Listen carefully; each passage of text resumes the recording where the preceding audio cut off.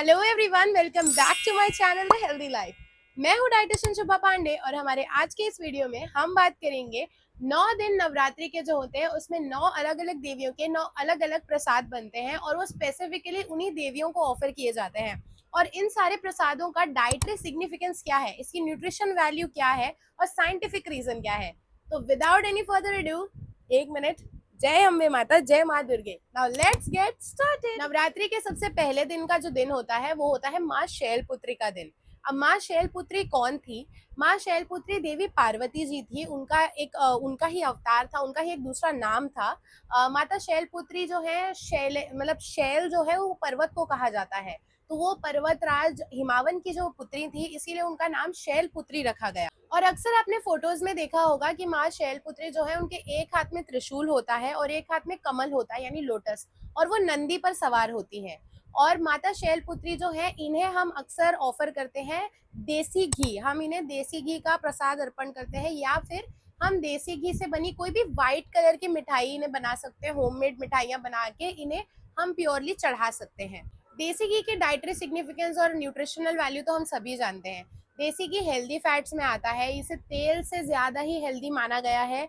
और अक्सर हमें हमारी दालों में और ऐसी गर्म चीज़ों में हम हल्का सा देसी घी डाल के जब खाते हैं तो उसका टेस्ट भी बहुत बढ़ जाता है और साथ ही साथ हमारे अंदर हेल्दी फैट्स भी जाते हैं।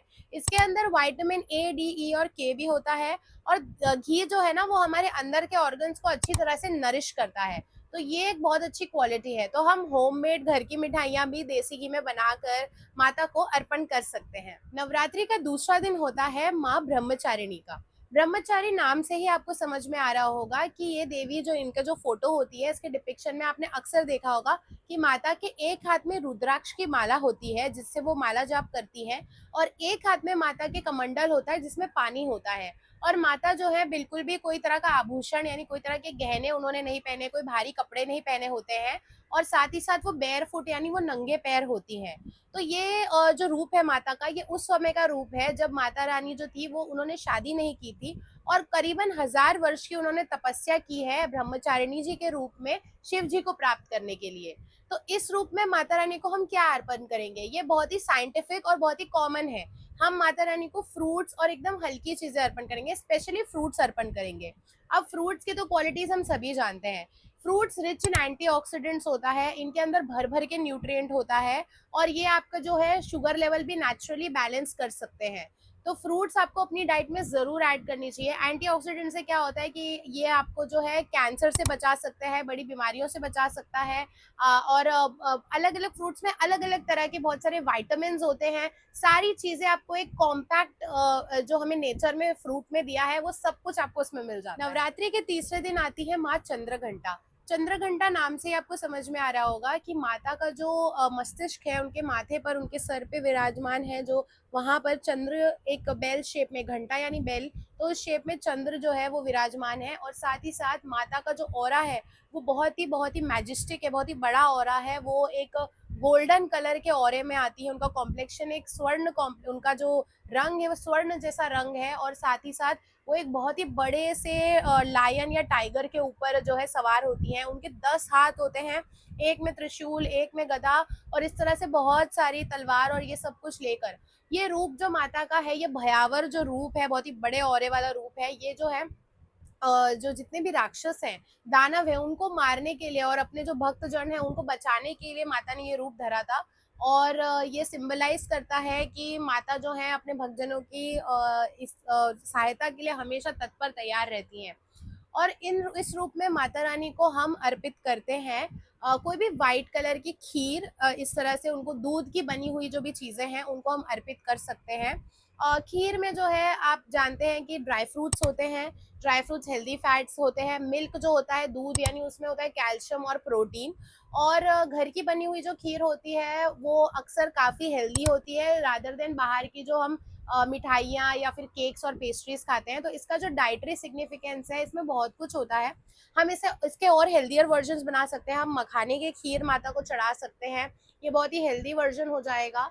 तो इस तरह से आप मिक्स एंड मैच करके आप प्रोटीन रिच खीर भी बना सकते हैं और साथ ही साथ कुछ हल्की खीर भी बना सकते हैं, पुडिंग टाइप वगैरह, जो कि हम भी खा सकें और माता जी को भी अर्पित कर सकें। नवरात्रि के चौथे दिन पर आती है माता कुष्मांडा।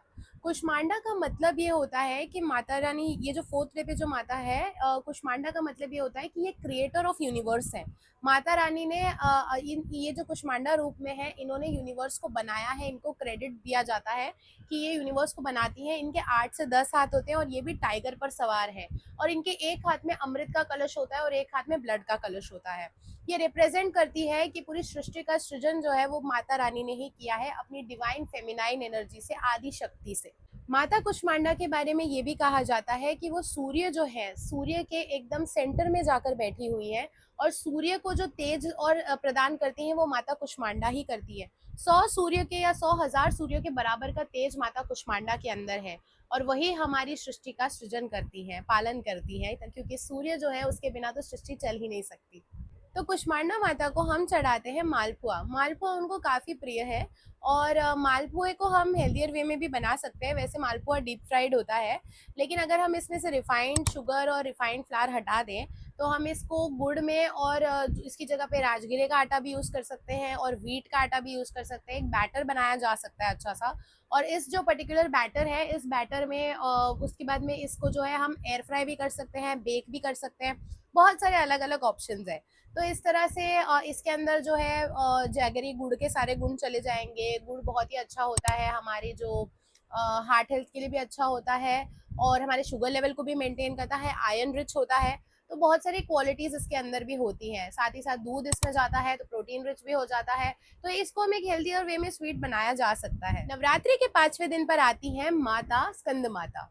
स्कंद माता नाम में ही माता जुड़ा हुआ है और इसे स्कंद माता इसलिए कहा जाता है क्योंकि अक्सर आपने देखा होगा फोटोज में कि इनकी गोद में 5 सर वाले कार्तिकेय भगवान बैठे हुए हैं। तो ये डिपिक्ट करती है ममता को। ये जताती हैं कि माता रानी सब कुछ कर सकती हैं, उनके पास सारी सृष्टि की शक्तियां होती हैं, लेकिन वो अपने प्यारे से बच्चे को अपनी गोद में हमेशा बिठा कर रखती हैं। तो स्कंद माता ममता को और नर्चरिंग को और मदरहुड को डिपिक्ट करती है। स्कंद माता को हम बनानास यानी केले का जो है भोग लगाते हैं। उनको केले बहुत प्रिय हैं। तो केले जो है उनमें हम सभी जानते हैं मैग्नीशियम बहुत अच्छा होता है, पोटेशियम बहुत अच्छा होता है। तो केला हार्ट हेल्थ के लिए भी अच्छा होता है और मैग्नीशियम के कारण अगर आपको नींद नहीं आती है, बॉडी में क्रैम्प्स लगते हैं, तो केला उस चीज़ के लिए भी बहुत अच्छा होता है। नवरात्रि के छठे दिन पर आती है माँ कात्यायनी। इनके 4 हाथ हैं और एक हाथ में तलवार है, दूसरे हाथ में त्रिशूल है और साथ ही साथ बाकी 2 हाथों में ये अपने भक्तों को जो है आशीर्वाद दे रही हैं और वरदान दे रही हैं। माँ कात्यायनी एक बहुत बड़े टाइगर और या फिर लायन पे जो है सवार होती हैं। और माँ कात्यायनी का ये बहुत ही भयावह रूप है। माँ कात्यायनी ने जो है, इन्होंने दुर्गा का जो ये फॉर्म है माँ कात्यायनी, इन्होंने महिषासुर का वध किया था। और महिषासुर एक ऐसा राक्षस था जो शेप शिफ्टिंग डेमन था, वो अपना रूप बदल सकता था। तो माता रानी ने इस रूप में महिषासुर का वध किया था और 9 दिन तक और 9 रात तक ये जंग लड़ी थी। इसीलिए नवरात्रि मनाई जाती है। माँ कात्यायनी को यानी छठे दिन पे हम हनी यानी शहद का भोग लगाते हैं। उन्हें शहद बहुत प्रिय है और शहद की क्वालिटीज तो हम सभी जानते हैं। इसका ग्लाइसेमिक इंडेक्स लो होता है, यानी ये आपको डायबिटिक पेशेंट है या कोई भी है तो उनको गुड़ या शक्कर के अलावा शहद खाना चाहिए, क्योंकि शहद से क्या होता है, जल्दी आपका शुगर लेवल स्पाइक नहीं करेगा। दूसरा स्पिरिचुअल एस्पेक्ट ये है कि शहद जो है वो ऑफर करने से हम अपनी लाइफ में एक बैलेंस बना रहे होते हैं। इसमें एंटी माइक्रोबियल प्रॉपर्टीज भी होती हैं साइंटिफिकली, और लाइफ का बैलेंस इस तरह से कि हम अपनी लाइफ में एक स्वीटनेस को इंक्लूड करते हैं। तो शहद जो है ये हमें अपनी डाइट में भी इंक्लूड करना चाहिए और माता रानी को भी भोग लगाना चाहिए। 7वें दिन नवरात्रि के होता है दिन माँ काल रात्रि का। काल रात्रि यानी काली माँ। काली माँ का जो रूप है ये बहुत ही भयावह रूप है। हम सभी को पता है कि इनकी पूरी बॉडी जो होती है ये नीले रंग की होती है। ये बहुत ही, इसलिए इन्हें काली माँ कहा जाता है। श्याम रंग की इनकी बॉडी होती है। बहुत ही गुस्सैल और बहुत ही ज्यादा डरावना रूप होता है इनका। ये जो है इनके हाथ में तलवार होती है और ये गधे के ऊपर सवार होती हैं। और ये बहुत ही स्ट्रॉन्ग और बहुत ही फियर्स फॉर्म है हमारी माता का, गुस्सैल फॉर्म है हमारी माता का। लेकिन ये जिनकी लाइफ में भी, जिनको भी ब्लेसिंग देती है माँ कालरात्रि, इनको शुभांकरी भी कहा गया है।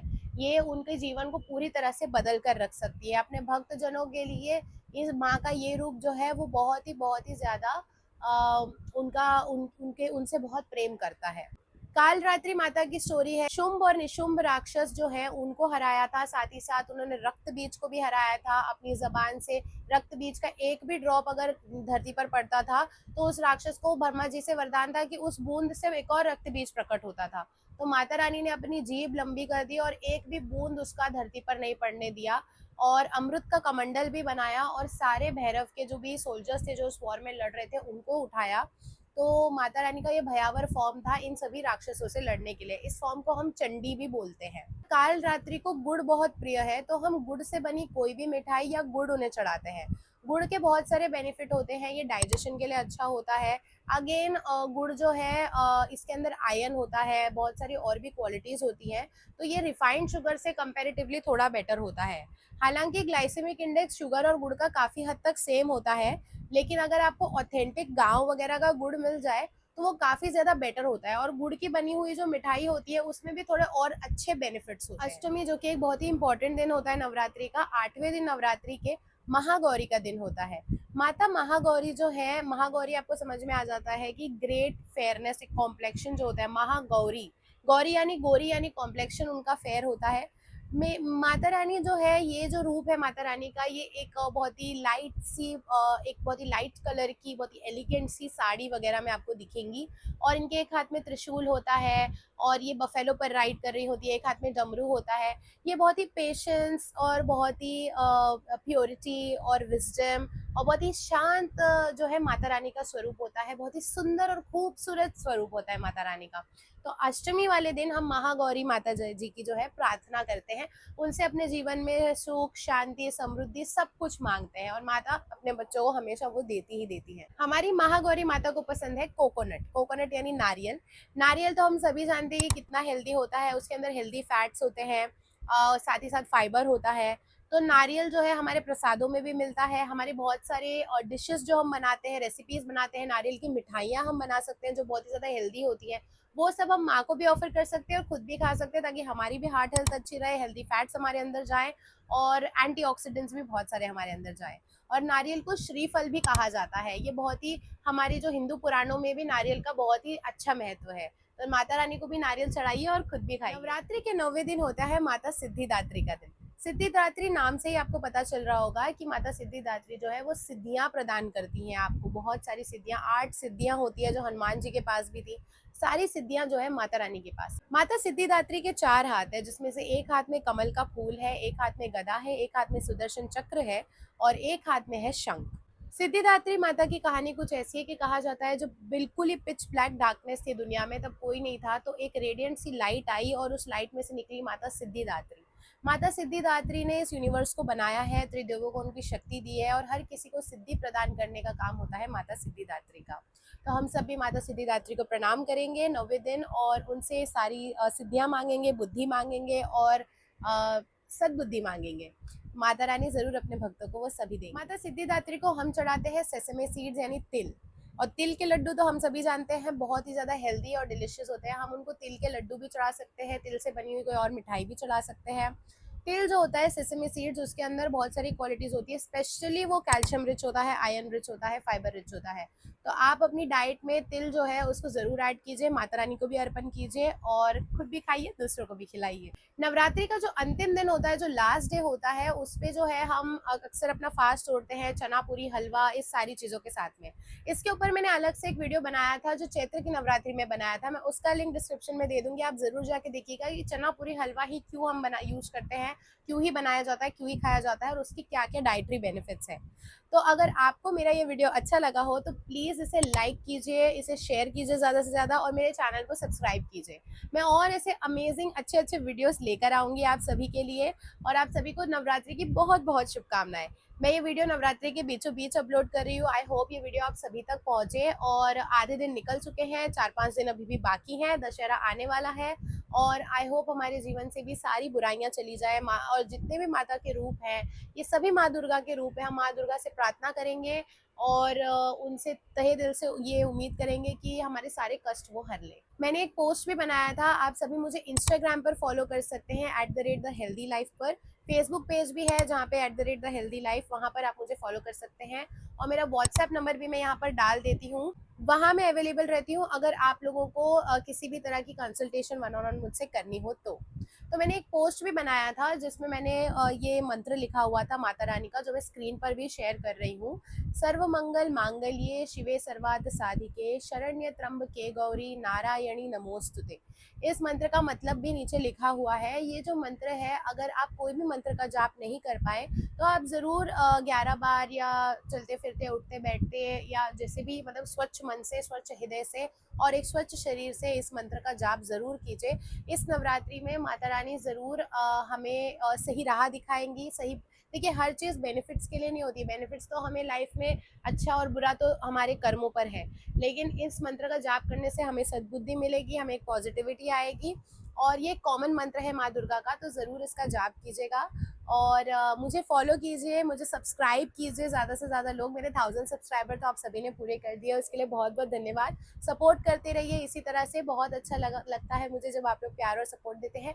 कमेंट करके मुझे बताइए किसी और टॉपिक पर आपको वीडियो चाहिए या कोई और स्टोरी आप सुनना चाहते हैं मुझसे, तो मैं अपने योगा सेक्शन में इस चैनल के आपको बहुत सारी स्पिरिचुअल स्टोरीज भी सुनाऊंगी। सो नेक्स्ट वीडियो में मिलती हूँ। बाय बाय, तब तक के लिए नमस्ते।